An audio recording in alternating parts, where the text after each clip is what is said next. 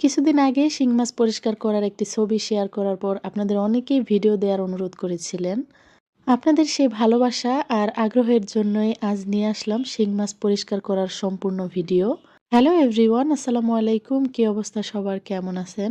শিং মাছ পরিষ্কার করার জন্য প্রথমে আমি শিং মাছগুলো কেটে নিয়েছি আর নিয়ে নিছি একটা তারের মাজনি, সাথে হচ্ছে ছাই।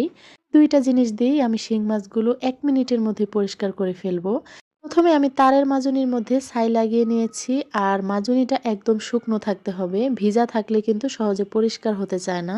মাথার মধ্যে ধরে মাথা থেকে লেজের দিকে টান দিতে হবে। উল্টা যদি ঘষে নেওয়া হয় তাহলে কিন্তু সহজে পরিষ্কার হতে চায় না। ভিডিওতে দেখে আপনাদের বুঝে নিতে হবে। আগে শিং মাছ আনলে আমার খুবই ঝামেলা লাগতো আর আমি পরিষ্কার করতেই পারতাম না। তো দেখতে পাচ্ছেন এই পদ্ধতিতে কিন্তু খুব সহজেই শিং মাছগুলো পরিষ্কার করে ফেলা যায়। শুধু মাজনি দিয়ে আবার এটা পরিষ্কার হবে না, সাথে একটু ছাই দিলে খুব তাড়াতাড়ি পরিষ্কার হয়ে যায়। অনেকেই শিং মাছ পরিষ্কার করার জন্য খেতে চান না, আপনাদের জন্য আজকের ভিডিওটি খুবই উপকার হবে।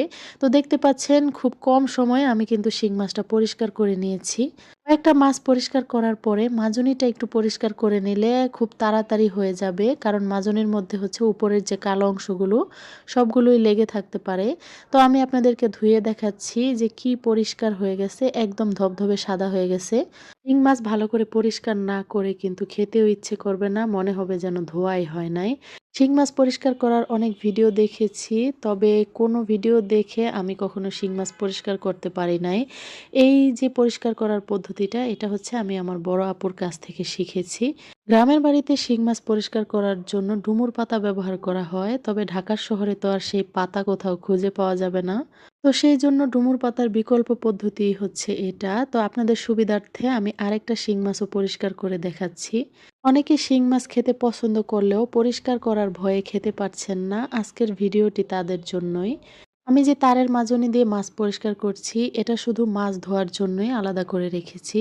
তো দেখতে পাচ্ছেন মাছটা কিন্তু খুব সুন্দর পরিষ্কার হয়ে গেছে।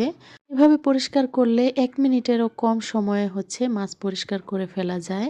তো দেখতে পাচ্ছেন মাছ কিন্তু মোটামুটি অনেকটাই পরিষ্কার হয়ে আসছে। বাকি যতটুকু রয়ে গেছে ওইগুলো হচ্ছে এরকম একটা ধারালো কিছু নিলেই হয়ে যাবে। আলতো করে ঘষা দিলেই বাকিগুলো উঠে যায়। এগুলো উঠতে আর অত একটা ঝামেলা নাই। তো দেখতে পাচ্ছেন একদমই চকচক করছে মাছগুলো পরিষ্কার হয়ে। সবগুলো আমি পরিষ্কার করে নিয়েছি। এখন হচ্ছে রগগুলো কেটে ফেলে দিব। শিং মাছের মাথাগুলো আমি হচ্ছে কেটে ফেলে দিব। আর সাইডের যে রগগুলো থাকে এগুলোও আমি হচ্ছে ২ সাইড দিয়ে কেটে তারপর তুলে ফেলবো। শিং মাছের রগগুলো ফেলা কিন্তু একদমই সহজ, আপনারা ভিডিওতে দেখেই বুঝতে পারছেন। আর এগুলো সহ রান্না করলে নিশ্চয়ই খেতে ইচ্ছে করবে না। সবগুলো মাছ একইভাবে আমি হচ্ছে রগগুলো ফেলে দিব। তো যাই হোক, আজকের ভিডিওটি আপনাদের কাছে কেমন লাগলো অবশ্যই কমেন্ট করে জানাবেন। ভিডিওটি যদি ভালো লেগে থাকে তাহলে অবশ্যই চ্যানেলটি সাবস্ক্রাইব করে দিবেন আর ফ্রেন্ডস অ্যান্ড ফ্যামিলির সাথে শেয়ার করতে নিশ্চয়ই ভুলবেন না। আমি সবসময় শিং মাছ কেটে ধুয়ে এভাবেই পরিষ্কার করে রেখে দেই, তাহলে রান্না করার সময় আর ঝামেলা থাকে না।